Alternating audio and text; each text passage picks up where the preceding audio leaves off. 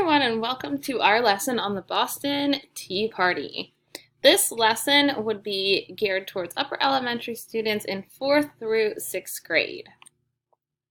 So what is the Boston Tea Party anyway? It's not the kind of tea party filled with china cups and treats.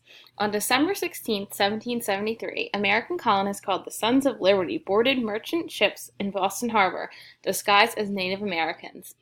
They dumped 342 chests of tea from the ships into the harbor. Now can you see where the name came from? The colonists did this to protest taxes on imports coming to America that the British instilled. The slogan, "No taxation without representation," was born. We can check out this awesome video of Schoolhouse Rock later.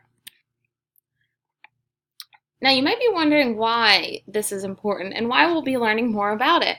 The Boston Tea Party caused the British government to instill acts known as the Intolerable Acts, which did things like close Boston Harbor and ended colonists being able to make their own rules in the colonies, which is known as self-governance. It also became one of the events that led to the American Revolution, and several veterans of the Tea Party like Paul Revere and John Hancock went on to lead the revolution. Are you ready to learn more? If so, let's click the ship and keep going.